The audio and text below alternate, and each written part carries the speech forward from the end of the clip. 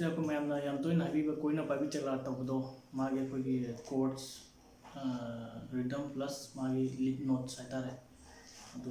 try ꯇꯧꯖꯒꯦ ꯃꯌꯥꯝ ꯌꯦꯡꯃꯤꯟꯅꯁꯤ ꯑꯍꯥꯟꯕꯒꯤ ꯄ꯭ꯔꯣꯒ꯭रेꯁꯟꯁꯦ ꯑꯩꯈꯣꯏꯒꯤ ꯃꯥꯁꯦ ꯖꯤ ꯀꯣꯔꯠꯇ ꯁꯛꯄ ꯏꯁꯩꯅꯤ ꯁꯦꯝꯕ ꯏꯁꯩꯅꯤ ꯑꯗꯨ ꯃꯥꯒꯤ ꯑꯍꯥꯟꯕ ꯄ꯭ꯔꯣꯒ꯭रेꯁꯟꯁꯦ ꯍꯥꯏꯖꯔꯛꯀꯦ ꯑꯍꯥꯟꯕꯗ ꯖꯤ ꯃꯊꯪꯗ ꯑꯦ ꯃꯥꯏꯅꯔ ꯃꯊꯪꯗ ꯕꯤ ꯃꯥꯏꯅꯔ ꯃꯊꯪꯗ ꯁꯤ ꯃꯊꯪ ꯂꯥꯛꯀꯗꯣꯏꯅꯦ ꯑꯗꯨ ꯌꯦꯡꯕꯤꯌꯨ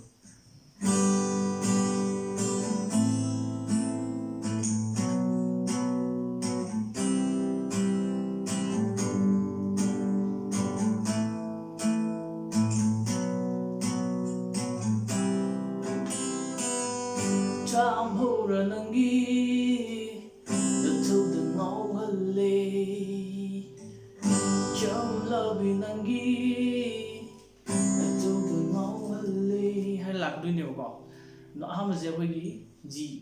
ꯂꯩꯔꯦ ꯖꯤ ꯑꯦ ꯃꯥꯏꯅꯔ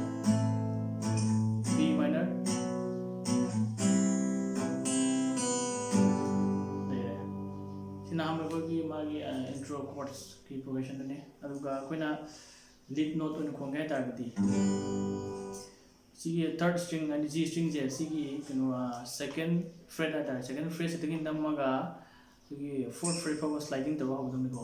ꯆꯥꯝꯍꯧꯔ ꯅꯪꯒꯤ ꯍꯥꯏꯕꯁꯦ ꯉꯁꯥꯏꯒꯤ ꯖꯤ ꯁ꯭ꯇ꯭ꯔꯤꯡꯒꯤ ꯊꯔꯠ ꯁ꯭ꯇ꯭ꯔꯤꯡꯁꯤꯒꯤ ꯁꯦꯀꯦꯟꯁꯤꯗꯒꯤ ꯅꯝꯃꯒ ꯐꯣꯔꯠ ꯐ꯭ꯔꯦꯠ ꯐꯥꯎꯕ ꯁ꯭ꯂꯥꯏꯗꯤꯡ ꯇꯧꯕ ꯑꯗꯨꯅ ꯁ꯭ꯂꯥꯏด์ꯇꯧꯔꯒ ꯑꯃꯨꯛ ꯍꯜꯂꯛꯀꯗꯣꯏꯅꯦ ꯍꯜꯂꯛꯄꯁꯤꯗ ꯑꯩꯈꯣꯏꯒꯤ ꯈꯨꯗꯣꯝꯕꯤꯅ ꯑꯗꯨꯝ ꯇꯥꯁꯤꯜꯂꯁꯨ ꯌꯥꯔꯦ ꯈꯨꯅꯥꯎꯕꯤꯁꯤꯅ ꯑꯩꯈꯣꯏꯒꯤ ꯗꯤ ꯁ꯭ꯇ꯭ꯔꯤꯡꯁꯤꯗ ꯂꯥꯛꯄ ꯐꯣꯔꯠ ꯁ꯭ꯇ꯭ꯔꯤꯡꯅꯤꯀꯣ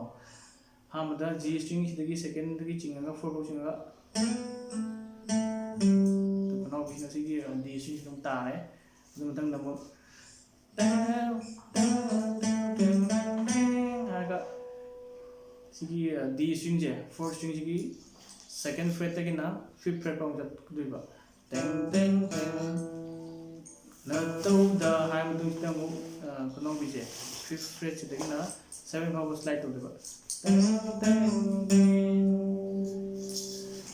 सेकेंड की फिफ्थ की सेवन स्लाइड स्लाइड ब्रेक तब आने की फिफ्थ स्ट्रिंग देगा हम कौन जगह जी स्ट्रिंग की सेकेंड की फोर पावर स्लाइड तब हल्का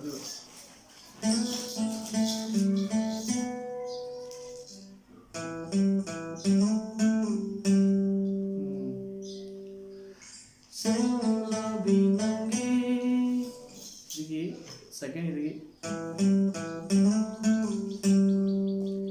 स्लो ले चले दिमाग तावन फोंडो पंगंदा चाटना येंजबा हाबिसे सी मतेकिना सिगी जी स्ट्रिंग सिगी 7 फ्रेट दगी नमा होदुबा 7 फ्रेट दगी सिगी 4 फ्रेट होगा स्लाइड बैक हातारे सिंगदबा 7 दगी 4 फाउ चिंगे बी 4 दगी मु खुदुम बिसिना सेकंड फ्रेट तंग तासले साइन नंबर मगा दे खुना बिसिना मु दी स्ट्रिंग की 5th फ्रेट से नंबर मदबा हम कौन जगह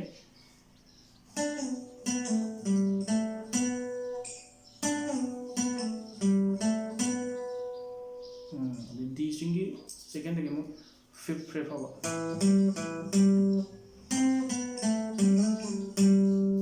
लेकिन हम कौन जगह सिगी सेकंड फ्रेट से ना दी स्ट्रिंग की सेकंड फ्रेट ना 5th फ्रेट होगा टेंग हम तुम देदा वारी का यानी है वैसे सिगी जी स्ट्रिंग जे मतंग की जी स्ट्रिंग से देखना बिना 5th फ्रेट ना मगा 4 2 से लाकर बा टेंग लाकर नहीं को द फोर्थ देखी तब ना बिना होगा द सेकंड आएगा दी स्ट्रिंग से 5th से ना मगा दी स्ट्रिंग की 5th की 7 वो स्लाइड तो दो सिवाउबा ज्ञान तबे मन खंजई मखा दम ताके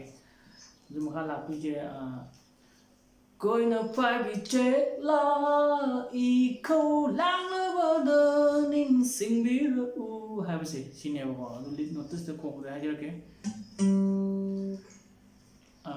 जी स्ट्रिंग की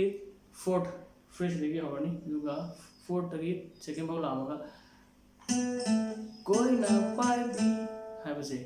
फोर्दगी सेकेंड लापा टेंग टेंग टेंग टेंग टेंग हाइबसे ला हाइबसे सिजना सेकेंड स्ट्रिंग की थर्ड कनोदा फ्रेट नंगदबा तो सिजे टेंग टेंग टेंग टेंग टेंग हाइबा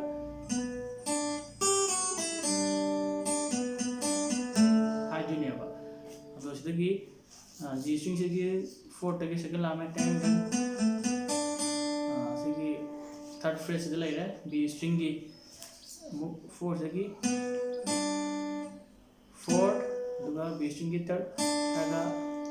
फर्स्ट स्ट्रिंग की थर्ड तक सन लागदो फर्स्ट स्ट्रिंग की थर्ड सेकंड अदगी बी स्ट्रिंग की फिफ्थ थर्ड फ्रेज लागदो